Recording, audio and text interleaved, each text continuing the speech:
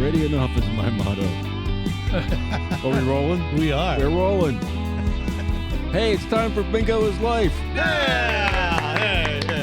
The podcast. Yay. An all-boy production tonight. It is. We don't have Mum Shackles with Mum us. Shackle is not here. She's doing fine, but she's has some stuff to take care of out there in the wilderness. Well, we'll miss you. The show will miss you. Mm-hmm. I'm Jay Zare, joined by the Hattie Shell brothers, left to right.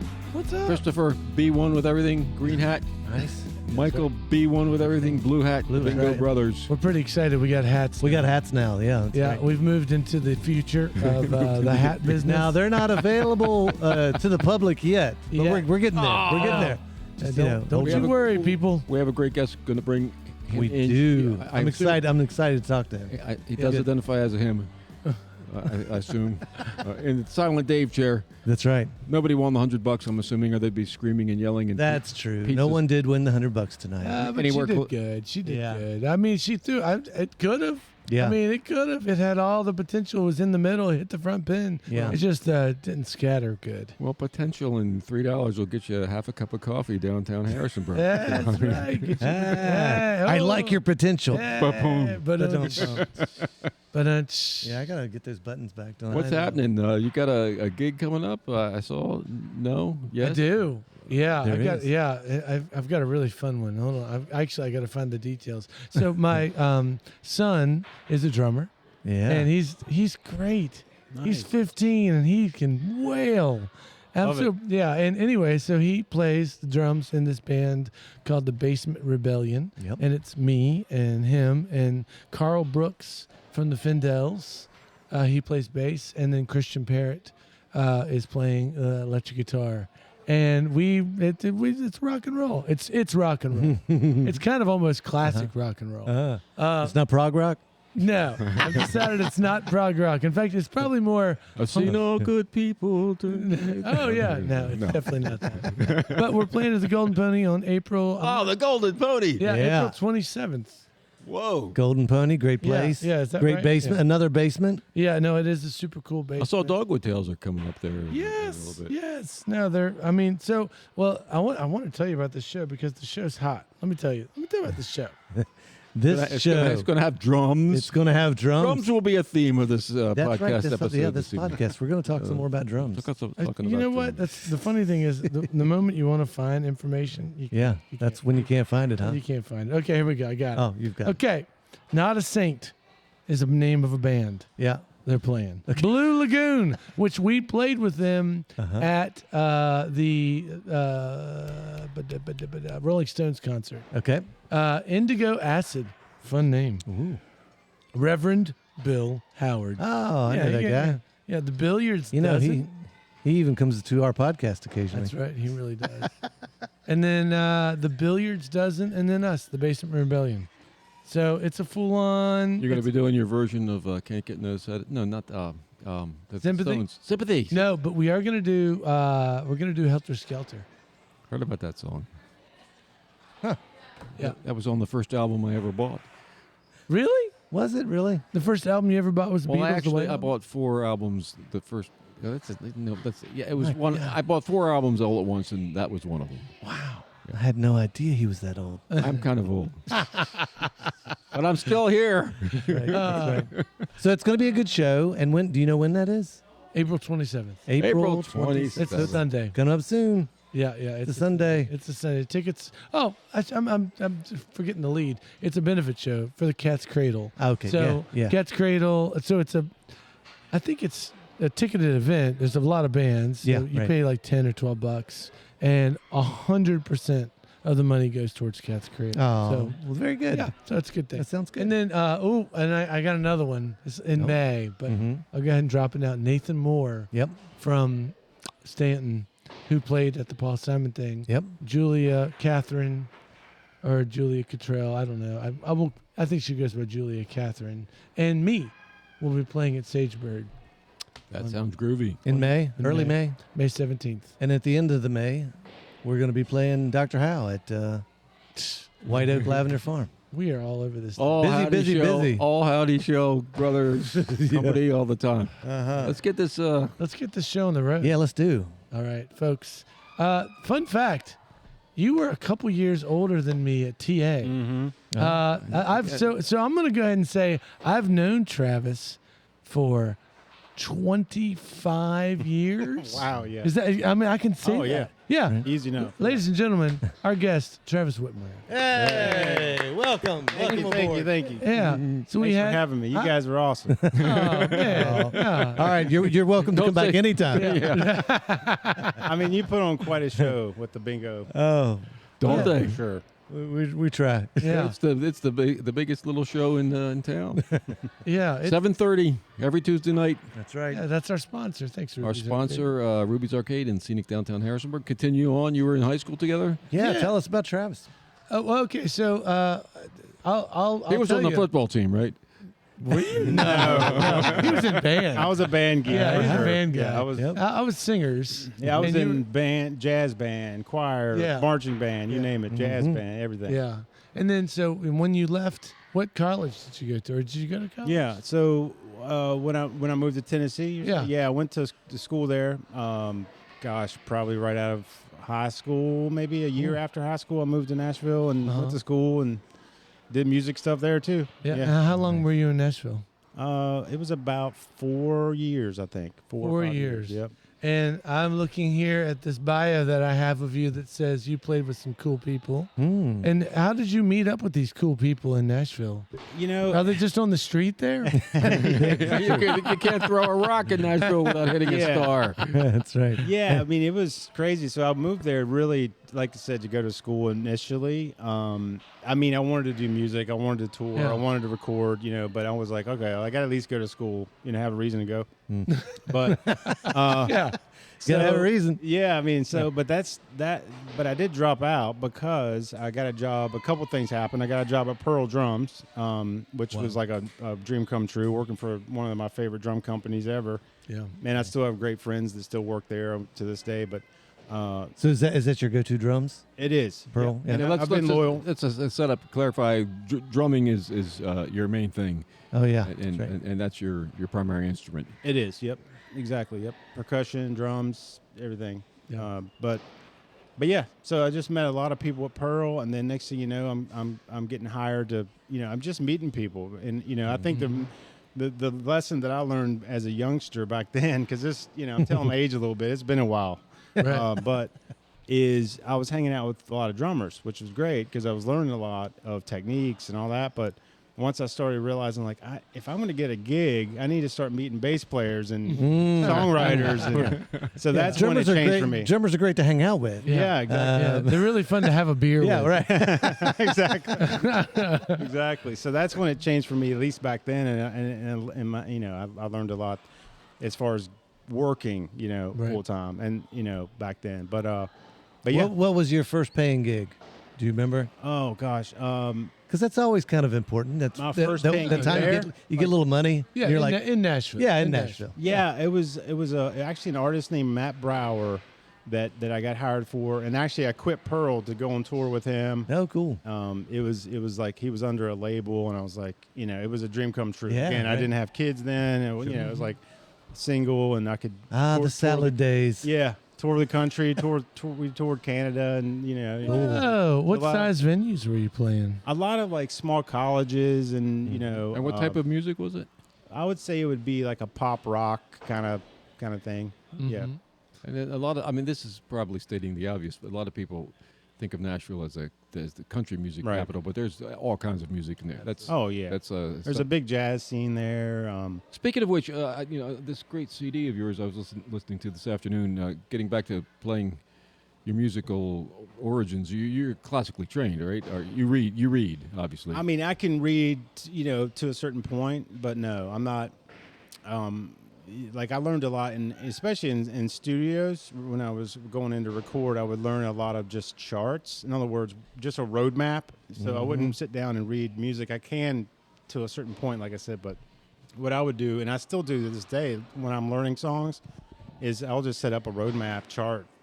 And if it's a chord structure, I'll just name it 4 or 5, whatever so I know where the chords are and where the verses are, where the choruses are, where the coda is, things like that. Well, this is a pretty sophisticated music on here. What you pointing to there, Jay? That's This is the CD, and I can't read it because my glasses are somewhere and not It near is my head. Travis Whitmore Perspectives, and we'll put a link to it. If Okay, is yeah. that cool. But and you And said you can listen to it on Spotify. Yeah, right. Yeah, I think I have 3 listeners on Spotify. I Three, think wow. I think my kids are the 3. Well, with but- our No, with you our, got- with our bingo audience, you might get up to 5. I hope so. Yeah, that's That's the goal. that's okay. I guess I interrupted the flow of the interview, but this is some jazz compositions on here. Am I correct? It's and really jazz. I would say jazz is kind of my foundational. Like that's my favorite music, and that's where my core drumming comes from. I would say, but then I enjoy playing all kinds of music. But yeah, this album is essentially like funk, jazz, soul. And it's all instrumental, of course. There's some horns on there. There's a banjo on there. Trent Wagler I saw that. is on there. Actually, so Cameron Mizell, he's from New York. He's a guitar player that came down for it. He wrote a lot of the stuff too. We kind of co-wrote some things. I got Butch Taylor to play keys on it, which I don't know if you guys know Butch Yes, Taylor. He played yes. with Dave Matthews Band. Mm. So I was just I mean, honored. I don't know him personally, but Joe Cosner, I believe he was the son of Randy Cosner. Oh, really? I don't think. know his dad, but yeah, he's oh my gosh, heck of a sax player. Okay. Go with it. Mm. And I saw Gordon mixed it for you. Yep, Gordon Davies, a good buddy of mine, mixed it and engineered it and helped produce it, and that was at the studio known as previously known as Blue Sprocket Sound. That's right. That was prior to the unfortunate situation. Explosion. Yeah, lo- just, I- It I was love- an it blew up. I love Yeah, we that- blew up, man. I mean, And we can talk about it lightly because no one was hurt. no one was hurt. But That's amazing. it's so sad. It's so so sad. sad. Yeah, It was one of the premier Oh man, it was places such a nice to place. record in Harrisonburg. Yeah, absolutely. And it exploded. But that kind of is a good segue Yeah. because there are other new places to record, There and are. you are currently working on a project at one of those places right now. What are you Yeah. up to? Oh, so I'm actually this is brand new. So it's something that I've been wanting to do for a long time, and actually this album was when I put this album out, I was thinking about doing this then, but finally getting around to it. But essentially, I've done lessons and things over the years, and this is long story short here, so bear with me. But hopefully, You're good. But yeah, I've done lessons over the years. But what I realized, especially younger students, when I would show up there and start to do lessons, we would step back and go I'm like you've got to clean up your drum room here. Your drums aren't tuned So I would spend a month with that student just tuning their drums or getting new drum heads and just really defining their sound Right. before even jumping into rudiments and so that's kind of where my passion is now, is to really help younger drummers or even older drummers, experienced drummers, define their sound, get better drum sounds, figure out how to tune the drums, or if they're setting up a recording studio in their basement, how to get good mic placements and how to get good sounding drums, whether it's in the studio or on stage live, of course. Right. So that's where that came from. And so what I'm doing is I'm launching like a online course type of website where I'll just provide a lot of just free content, maybe do some online courses as well that people can purchase. But I'm recording or filming a bunch of courses at a place called Sill and Glade Studio back in Stokesville area. And it's unbelievable. The owner's name is CJ Metz, and I just met him recently. And the studio is unbelievable. It's up on this knoll back in like Stokesville. I mean, you can see the Awesome. mountains like 360 degrees around. Yeah. It's beautiful up there. It's an old cabin that they live in, but they've turned it into a recording studio. Where did is he from this area? I don't think he's from this area, but and I don't know his story. And I just met him recently, but I know they migrated here recently. That's somewhat the recently. second person I've heard about with a high quality studio who's moved to this area. The Steel Wheels just recorded at was it the Iconoclast or the Icona? I can't think of the name, but it was a fellow with a lot of credentials from Woodstock, New York. who Okay. moved down to this area to relocate because of it was a better location than. Right. Well, it's inspiring to be here too. Inspiring It's to very be here. pretty. It really good. is. It is And, pretty. and you're recording lessons, you say? Yeah, we're gonna do some filming up there of I think the first ones will be like I said, mic placement. Like how do you get great sounding drums with one mic, and then we'll go all the way up to like 12 mics or something like that. So It's good. I need to learn how to do that. What is the I don't know how to do any of it. what's the standard number of stems you should have after a drum session? 10, just 12? drum tracks. Yeah, Just drum tracks. I mean, it depends. I mean, honestly, if you can get, I'm all about like getting it right at the source. You know, like I said, if you get a good sounding drum kit, honestly, you could put one. It'll be in mono, but you could put one mic right above the drummer's head and get a good sounding drum sound. But Right. I mean, you know, most of the time, I would say at least 4 kick, snare, overheads. You know, and then you can go from there. You can get really deep. You know, you can go bottom snare, you can go toms, obviously, and then really mix it. So I would say 4 minimum. You can go all the way up to 12. So Get room mics in there, and besides recording your own album, who are some of the people you've recorded with? You said you recorded with some. in Nashville, I did a lot of songwriter demos and stuff like that. Right. The biggest artist is a country band called Sawyer Brown. Oh, yeah. What's I their hit? recorded- They got a hit? Well, they did a remake of Yeah. 6 Days on the Road. I know Yeah. that, where they changed little white pills to the passing little white lines. Yeah, But it's a great version of that song. yeah. Some Girls Do, I think, is another one. I think that's what it's called. Okay. Cool. Yeah, they've got I mean, that was a big '90s country band, but really great dudes. And again, that was just You I just- recorded with them? Yep, I mean, you played drums on songs. on their album. Yep. The album is called "Can You Hear Me Now." Where was That's there? So there was another drummer, I guess, that was normal. Well, they have a full-time live drummer that's been with them since Star Search. I don't know if you remember Star Search. Yeah. Now That's you how are they showing got- your age. Yeah, I am. The gray hair. Come on, Good, big man. good thing this isn't being videoed. The gray hair is showing my age. I don't see any gray hair from over here. Plus, you still have all of it. Yeah, As at least I opposed- have all of it. As Yeah. opposed to Granted- some other people sitting at this table. He's also blind, so it's fine. He doesn't know anyone's Right, here. okay. But what was I saying? So yeah, they started on Star Search, but yeah, the drummer's been the same drummer, but long story short, he just doesn't record.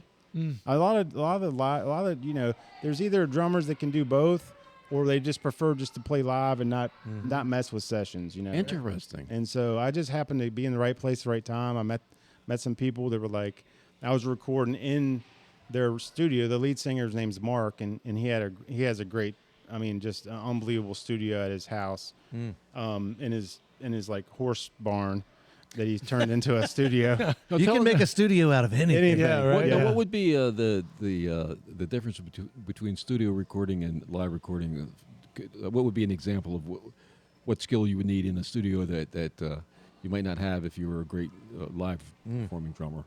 That's I would say just being able to play for the song. You know what I mean? Like if you're in a band and you're playing live, you're learning the songs and you're practicing. And for a session, if it's country, if it's jazz, if it's a songwriter, if it's mellow, if it's bluegrass, whatever, you just kind of have to adapt and kind of quickly jump into what's needed for the song.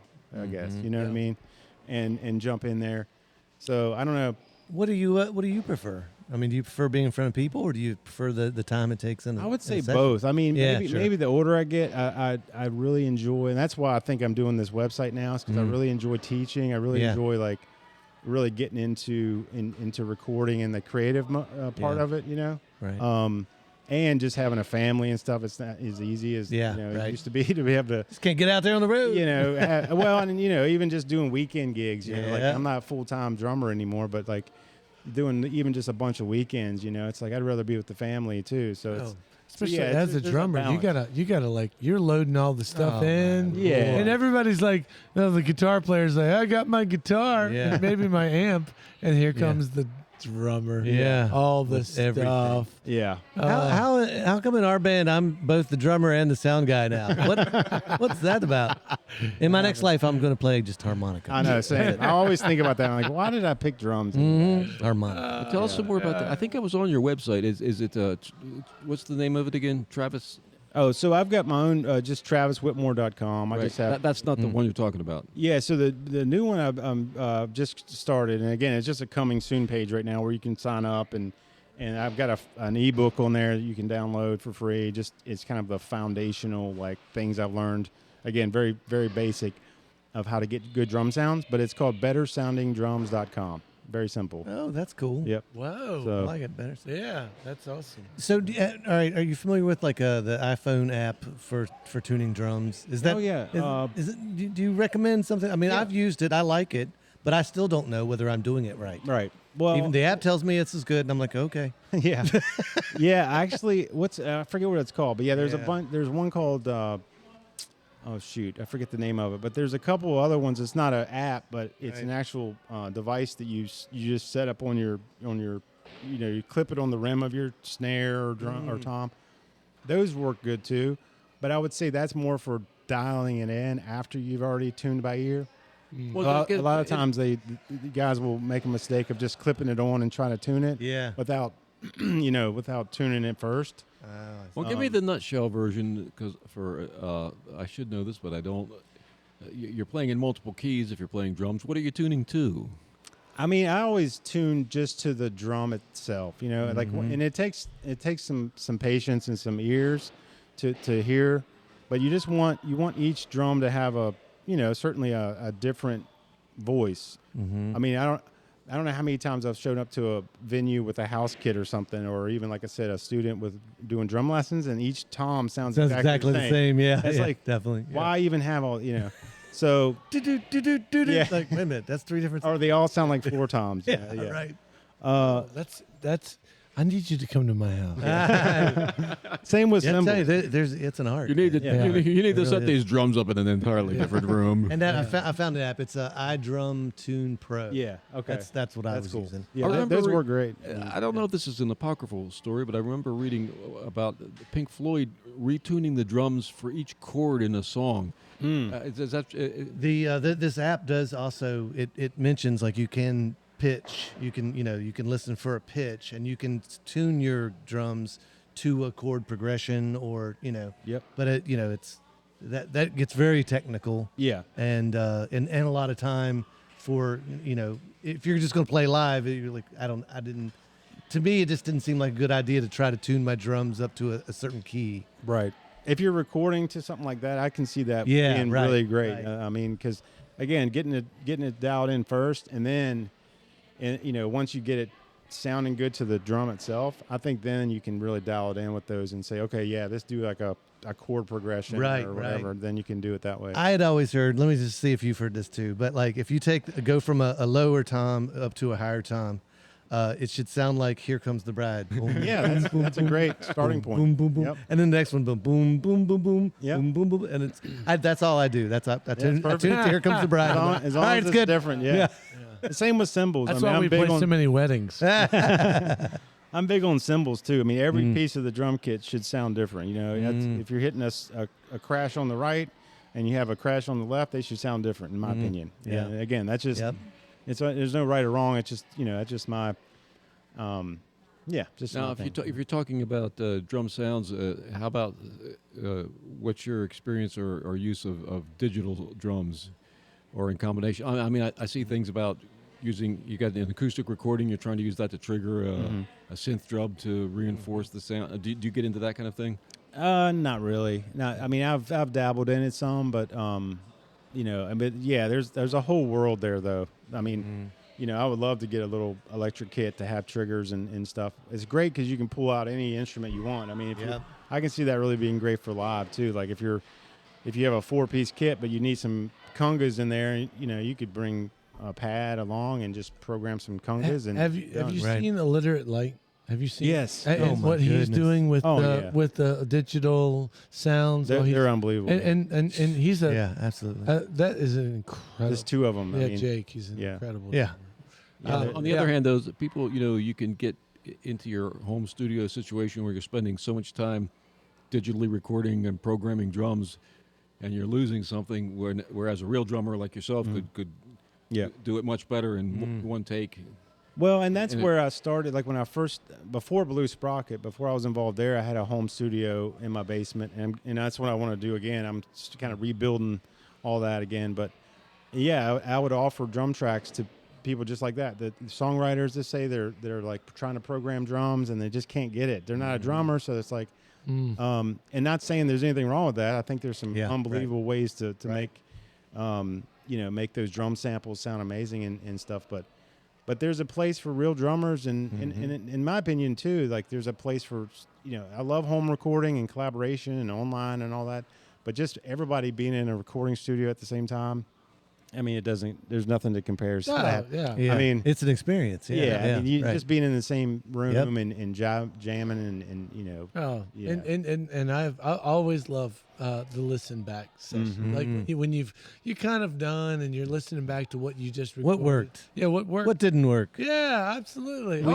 We just did a little recording, of which I hope we can release sometime. Yeah. We're still working on some things with it, but Who's we? When you say we? the band, Dr. Hal, Christian, me and Chris, And then, Joby from amateur Rodeo, and The magician. and Dave.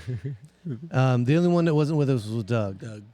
But we got together and we played a couple just different. We got an A side and a B side, and of two songs that I don't know. And it's funny because the drums, we did one song with drums, and I only used what the vocal mics picked up, and it still worked. Yeah. It's certainly not, I'm not talking about a professional recording here, but like it did sound good. Yeah. And it was just picking up the ambient sound Yeah. from the room. Now, when you talk about playing with a band like Sawyer Brown, do they do that one track at a time, or are they doing that all live in the studio?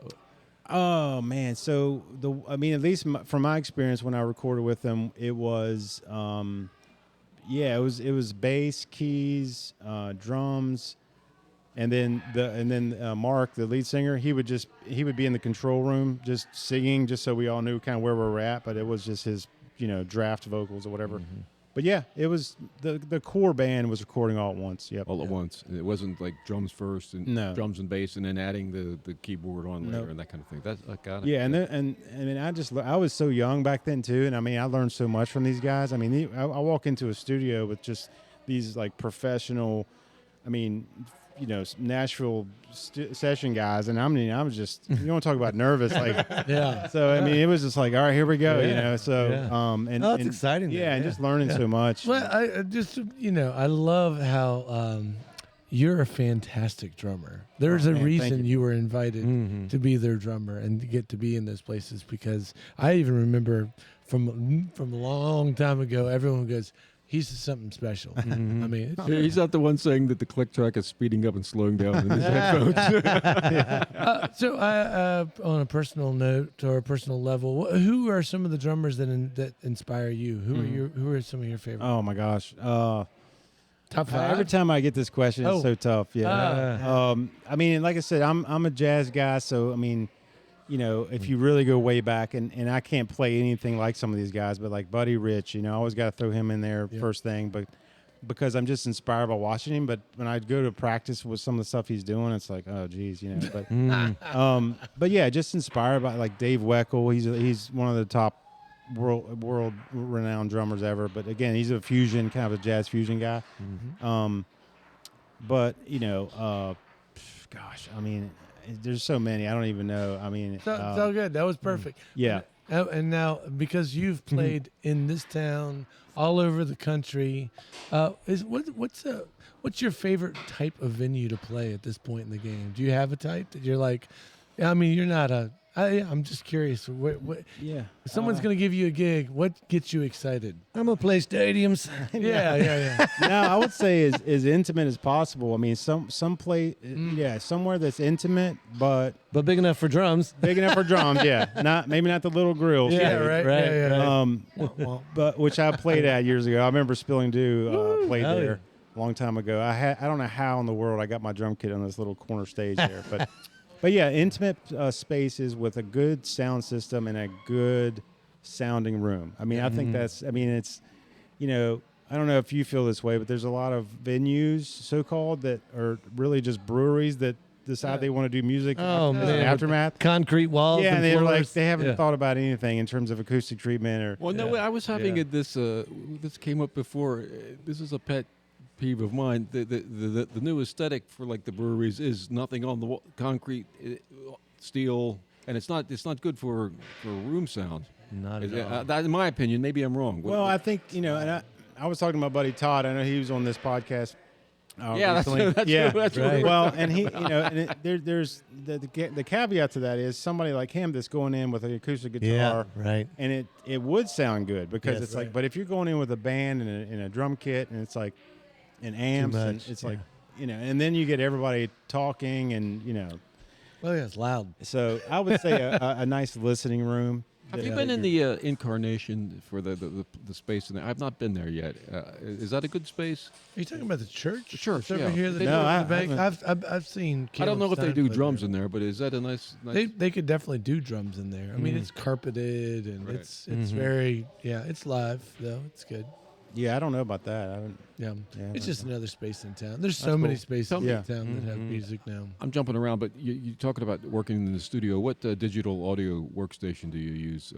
What program? Logic or Pro Tools? or- Just Pro Tools. You yeah. use Pro I mean, Tools. mhm. Pro Yep. Tools guy. I mean, I know it enough just to do what I need to do. I don't, Yeah. I'm not an audio engineer. That's why I get my buddy Gordon and people like that to do, Yeah, to right. do that stuff. But yeah, I used, and I mean, I've used GarageBand. Yep. I mean, Me. yeah. So Gordon's another example of somebody who could be in a bigger city and is here by choice. yeah, he came from New York. I mean, But he su- does super travel. talented. He does seem. To He does. travel. He was just, I think, in California recording an album for a band. Yeah. Yeah. He's super talented. And I'm excited to work with him on some projects coming up too. He's getting his studio set back up again as well in his home, I think. So, yep. Cool. Yeah. Well, if you got some links to share, we'll put it on our show Okay. notes. Yeah. This 30 minutes goes by like that. We had Yeah, everything. yeah. What else Really were we going to talk to him about? I don't know. Elvis. Did you know Elvis Presley? No, but my dad's a huge fan. So, Elvis was a He's hero. in the trunk of my car. He was a hero to most. Yeah. Oh my God. So yeah, thank you for joining us. I appreciate absolutely. I it. appreciate Always you guys good and- to talk to another drummer. Oh, I know. I don't actually consider myself a drummer. He's a I do drummer. Play, I do He's play a- drums, but I'm not a drummer. No, you guys are great. I mean, I appreciate you having me. Yeah, it's fun, absolutely. Yeah, fun no, chatting this with is, y'all. This is great, and everybody go check out the CD. Go to Spotify, check it out. Right. Travis Whitmore, Perspectives. Perspectives. Who did the cover art? Oh, actually, my brother did that. It's in 3D. Really So I think Oh. that's what we're going to talk about. So I did when I put this Oh, out. yeah, there yeah, was, yeah, there was yeah. 10 artists 10 local artists.